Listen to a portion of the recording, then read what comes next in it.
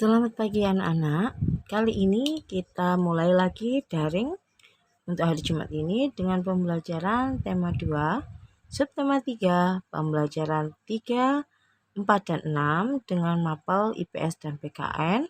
Serta jangan lupa pada hari ini ada penilaian harian untuk bahasa Jawa KD 3.1 dan 3.2.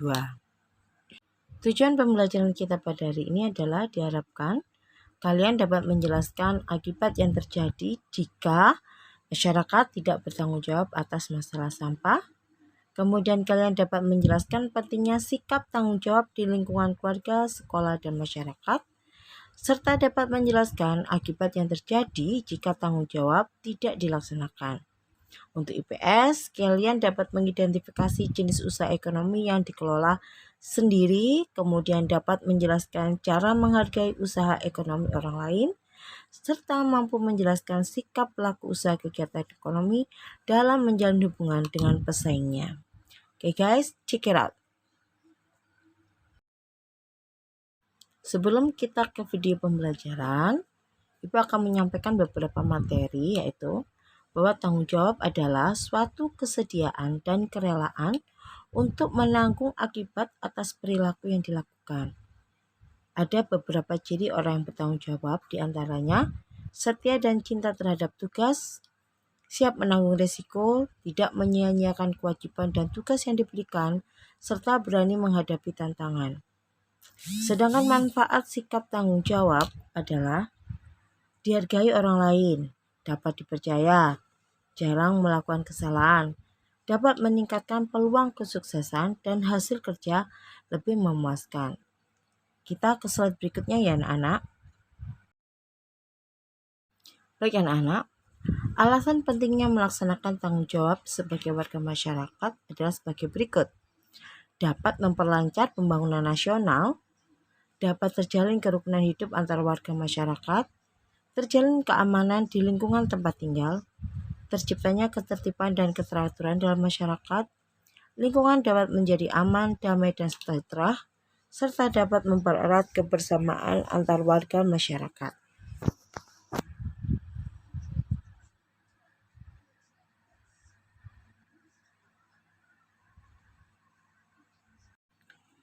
Baiklah anak-anak, berikut adalah akibat jika tidak adanya tanggung jawab pada diri seseorang yang berdampak pada misalkan di lingkungan keluarga. Jika seseorang tidak ada tanggung jawabnya, maka dia tidak akan mendapat kepercayaan dari orang tua, hubungan antar anggota keluarga menjadi renggang atau tidak harmonis, dia akan menjadi pribadi yang tidak bertanggung jawab, pekerjaannya akan terbengkalai dan menjadi tidak disiplin. Sedangkan akibat tidak ada tanggung jawab di lingkungan sekolah adalah ketertiban sekolah menjadi terganggu, suasana pembelajaran tidak kondusif, dapat sanksi dari guru, prestasi belajar sulit dicapai, kedisiplinan menaati tata tertib sekolah dapat menurun. Akibat tidak adanya tanggung jawab di lingkungan masyarakat, kedamaian sulit terwujud, keamanan lingkungan terganggu, dikucilkan anggota masyarakat, menimbulkan perpecahan dan mendapat teguran dari anggota masyarakat. Akibat tidak adanya tanggung jawab di lingkungan bangsa dan negara akan menjadi kacau, masyarakat akan bertindak semaunya, persatuan dan kesatuan sulit dicapai, menghancurkan keutuhan NKRI, dan pembangunan nasional dapat terganggu. Nah anak-anak, coba perhatikan gambar berikut ini. Apa yang terjadi jika masyarakat tidak mau bertanggung jawab atas masalah sampah? Lihatlah, jika kita membuang sampah sembarangan, kamu lihat pada gambar di atas itu. Kamu lihat ya, perhatikan baik-baik apa yang terjadi jika masyarakat tidak mau bertanggung jawab atas masalah sampah. Nah, untuk tugas PKN kali ini, jelaskan akibat yang terjadi jika masyarakat tidak bertanggung jawab atas masalah sampah.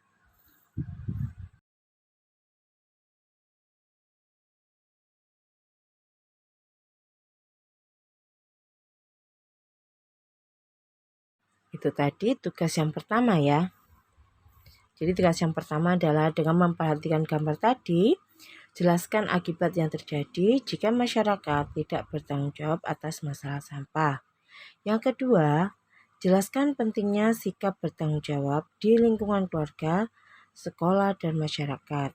Sedangkan yang ketiga, jelaskan akibat yang terjadi jika tanggung jawab tidak dilaksanakan, terutama di lingkungan sekolah, keluarga, masyarakat, bangsa, dan negara.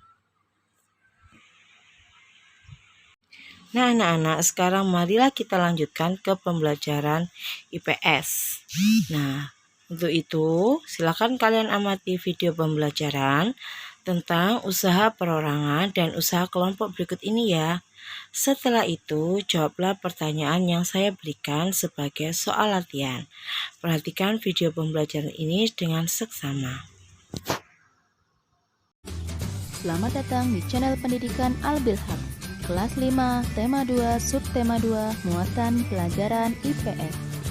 Jenis kegiatan yang dikelola sendiri maupun kelompok.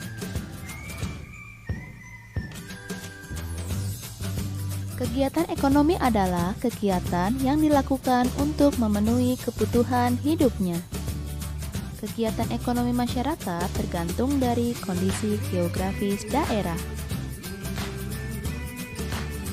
Secara garis besar, kegiatan ekonomi dibagi menjadi dua, yaitu kegiatan ekonomi yang dikelola sendiri, kegiatan ekonomi yang dikelola kelompok.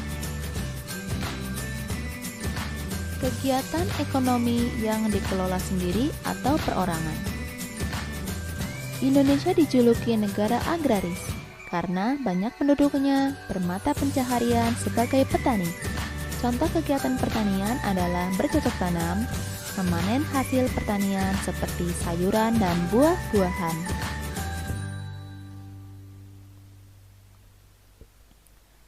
Pada pertanian, biasanya memiliki modal terbatas.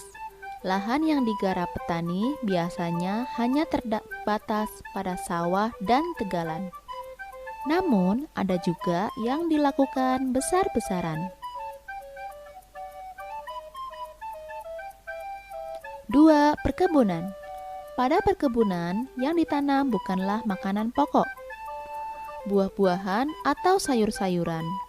Tanaman yang ditanam umumnya berukuran besar dengan waktu penanaman yang relatif lama, antara kurang dari setahun hingga tahunan. Contohnya, kebun teh, kebun kopi, kebun kelapa sawit, serta kebun karet. 3. Peternakan. Peternakan adalah pembudidayaan hewan ternak seperti unggas, sapi, kambing, kerbau, dan domba. 4. Perikanan. Indonesia memiliki laut yang luas sehingga dijuluki negara maritim.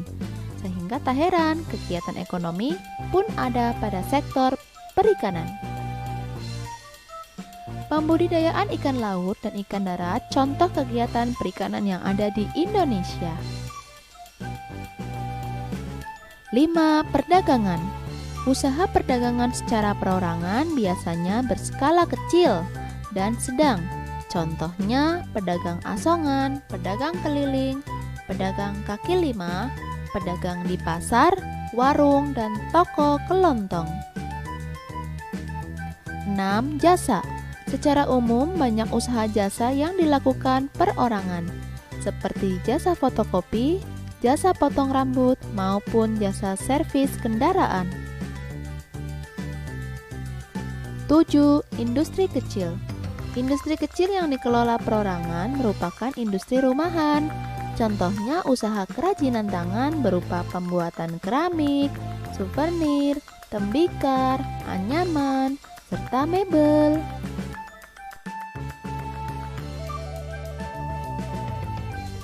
Usaha ekonomi yang dikelola kelompok. 1. Firma. Usaha ekonomi bersama yang didirikan oleh sekurang-kurangnya 2 sekutu. Pendiri firma biasanya orang-orang yang saling kenal satu sama lain. Setiap anggota firma memiliki hak untuk bertindak atas nama firma. Anggota firma juga bertanggung jawab secara penuh atas risiko kerugian firma. Usaha berbentuk firma biasanya bergerak di bidang layanan konsultasi hukum dan keuangan. 2. Persekutuan komanditer atau CV. CV didirikan sekurang-kurangnya 2 orang dengan menyetorkan modal. Terdapat sekutu aktif dan sekutu pasif. Sekutu aktif berperan sebagai pemodal dan pengelola, sedangkan sekutu pasif hanya sebagai investor saja. 3. Perseroan terbatas atau PT adalah usaha bersama yang modalnya berupa kumpulan saham. Saham diartikan sebagai bukti kepemilikan suatu perusahaan atas penyetoran modal. Tiap saham memiliki nilai nominal tertentu. Pemilik saham akan memperoleh keuntungan berupa dividen. Bagi perseroan yang ingin mengembangkan memperluas usaha, sahamnya dapat diperdagangkan di pasar modal. 4. BUMN, Badan Usaha Milik Negara atau Perusahaan Negara, yaitu sebuah perusahaan yang seluruh atau sebagian modalnya dimiliki negara. BUMN dapat berbentuk perusahaan umum, perum, atau perseroan terbatas PT. BUMN bergerak di bidang usaha yang bersifat strategis atau vital.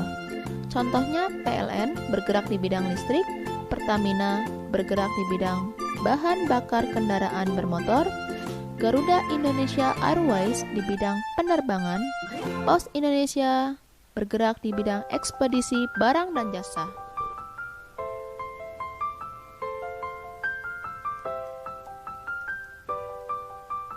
Koperasi menurut Undang-Undang Nomor 25 Tahun 1992, koperasi adalah badan usaha yang beranggotakan orang-orang atau badan hukum koperasi dengan melandaskan kegiatannya berdasarkan prinsip koperasi, sekaligus gerakan ekonomi rakyat yang berasas kekeluargaan.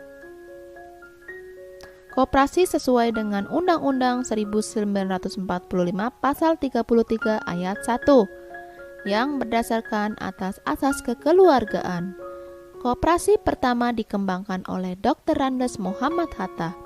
Atas perannya tersebut, beliau dijuluki Bapak Koperasi Indonesia. Jenis koperasi: 1. Koperasi simpan pinjam, melayani simpan pinjam. 2. Koperasi produksi, menyediakan dan menyalurkan hasil produksi. 3. Koperasi konsumsi, menyediakan kebutuhan sehari-hari. 4. Koperasi jasa, menyediakan jasa tertentu seperti jasa angkutan. 5. Koperasi serba ada, mengelola berbagai jenis usaha. Contohnya koperasi unit desa atau KUD. Terima kasih sudah menyimak video ini. Sampai jumpa. Nah, anak-anak, sesudah kalian menyaksikan video pembelajaran tentang usaha perorangan maupun kelompok, cobalah kalian kerjakan tugas IPS ini. Jangan lupa tulis dengan soalnya juga ya. Silahkan mengerjakan dan jangan lupa selalu dibuka buku siswanya, dibaca, dan juga LKS-nya juga dibaca. Ingat, buku itu jendela ilmu. Semua jawaban tersedia di buku siswa dan di LKS. Silahkan membaca dan mengerjakan soal ini ya. Oke anak-anak, setelah kalian mempelajari tentang usaha perorangan dan kelompok, selanjutnya kita mempelajari tentang cara menghargai usaha orang lain. Nah, saksikan video pembelajaran berikut ini ya. Kemudian, Ibu minta kalian tuliskan pendapatmu bagaimana sih cara menghargai usaha orang lain. Silahkan. Menghargai kegiatan ekonomi orang lain. Sebagai makhluk sosial, kita membutuhkan orang lain untuk memenuhi kebutuhan sehari-hari yang tidak bisa kita hasilkan sendiri. Keterlibatan orang lain dalam kegiatan ekonomi dapat kita temukan pada tahap produksi, distribusi, dan konsumsi. Nelayan berperan pada kegiatan ekonomi dalam hal produksi.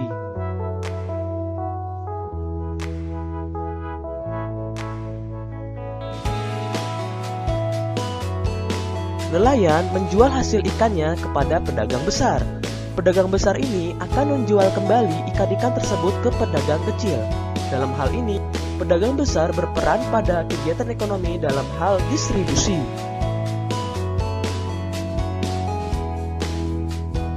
Dengan demikian, masyarakat dapat mengolah ikan tersebut untuk dikonsumsi.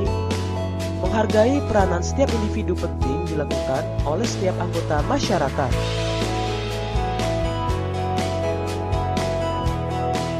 Selanjutnya, cara menghargai usaha orang lain. Ingat kembali, manusia merupakan makhluk sosial yang saling membutuhkan satu sama lain. Oleh karena itu, kita harus saling menghargai usaha atau pekerjaan orang lain.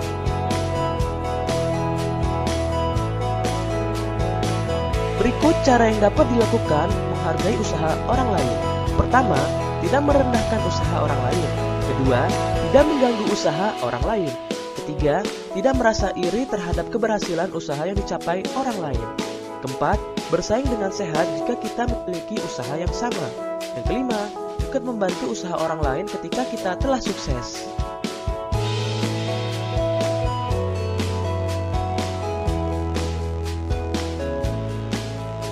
Apalagi cara menghargai usaha orang lain? Coba sebutkan.